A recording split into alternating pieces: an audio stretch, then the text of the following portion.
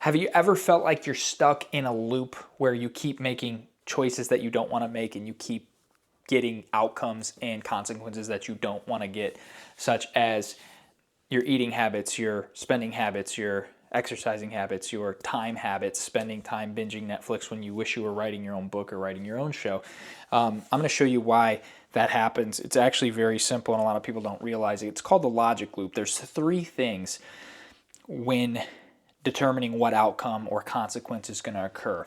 And it's in this exact order. It's decision, emotion, logic. And I'll break that down for you.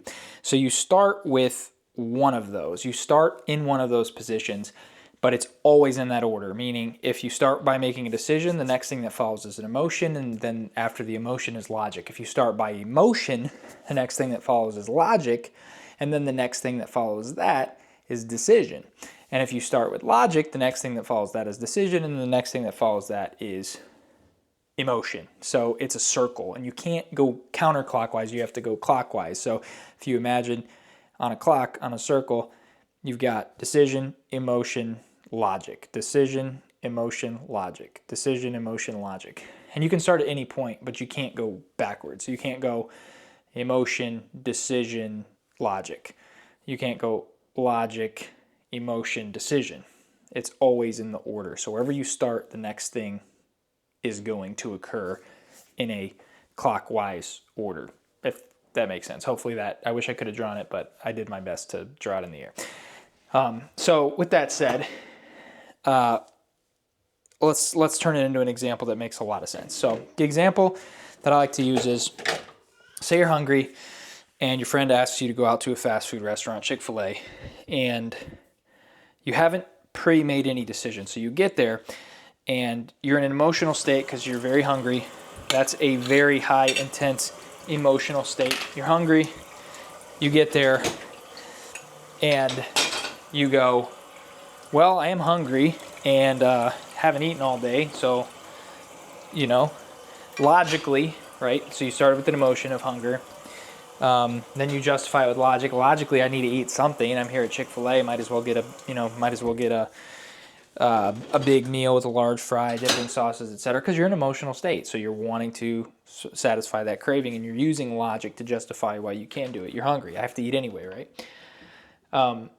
Then what you do after that is you make the decision, and that decision is, I'm going to buy it and I'm going to eat it. So you use emotion, then logic to justify it, then you make the decision to eat, and then you're back to emotion. So now the next time you eat, you're back at emotion, and you continue and continue and continue and continue. Now, to solve this, it's actually quite simple.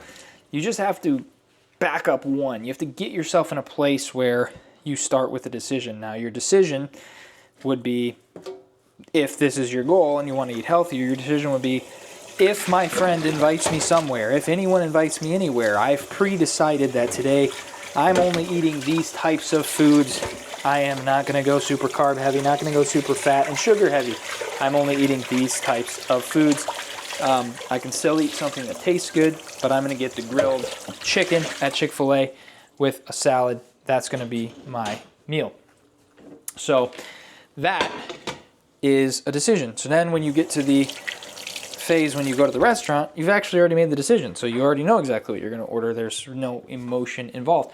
Then you order that thing, you eat it, and you're actually very pleased with yourself for eating that. I'm sure you've experienced this if you ever tried to go on a diet. You're very pleased with yourself for making that decision, which causes an emotion of joy. So you take that joyful emotion, and then you go to logic and you say, wow, that was a really good decision. I feel good. I ate good.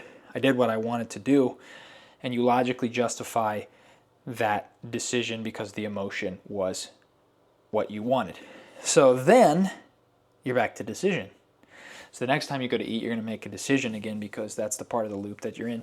Now, if you were to be in the logic portion of the loop from the beginning, a lot of times what happens here is people who don't know exactly what they want to do, what they desire to do, etc. They've never taken the time to spend with themselves to figure out what decisions they even want to make. They start with logic. And so if you don't even know what kind of decisions you want to make, because you don't really know you and you don't really know what you want and like, you'll make decisions potentially logically and not emotionally. There's people that make decisions mostly logically without a lot of emotion, where they say, it'd be logical for me to be a doctor because doctors make a lot of money, and my parents said I should be a doctor, and I don't really know what I want, so I'm starting in the logic section. Logically, I should go to school to become a doctor. Then they become a doctor. So again, logic, right? Start with logic. It would make sense for me to become a doctor because they make a lot of money. My parents want me to be a doctor. Boom. Then they go to a decision. I make the decision to maybe do that, go to med school, whatever. Then, once they've graduated, et cetera, and they're in that job, or maybe even before they graduate, they start feeling this emotion of regret, this emotion of I made the wrong decision, this emotion of I don't like what's happening. But then they go back to logic, and they start logically justifying their decision, and they continue to logic themselves. So they go back to logic as their starting point. So they logic themselves through and say, even though I don't like it, just got to pull up my bootstraps, just got to suck it up and get through it. Even though I don't actually enjoy this, logically I should be doing it. And they're in this logic loop. So they make all their decisions logically, and they spend their money logically. They do their workouts logically. So they live this logical life. The problem with that is the emotions are what suffer. So they don't have a rich emotional life. It's hard to have connections. It's hard to have relationships. It's hard to enjoy anything. It's just, I'm focused on work. That's what I do. I'm a logical person. Or you're in the logical portion of that loop. So to break out of that, you have to go back to your decision as your ground point. So that you go decision, emotion, logic, decision, emotion, logic. Now, how do you know what decision to make? That's actually super easy. You probably already intrinsically know what decision to make if you just sit down long enough and be quiet and say, what are the things I naturally enjoy doing? And what are the things I naturally want to do that are easy, that I gravitate towards, that I don't have to put pressure on? It's not necessarily even a logical rationale. I just enjoy it. That's how you can know what decisions you want to make. So very practically, what job should I get? Well, what jobs exist? Which ones excite you the most? Which ones excite you the least? And then narrow it down, and then make the decision, and then experience the emotion. If the emotion is positive, you enjoy it, and it's more positive than it is negative, chances are you made a really good decision. And your logic will support that and say, wow, that was a good decision. I really like this. And then you will continue to make that decision over and over again.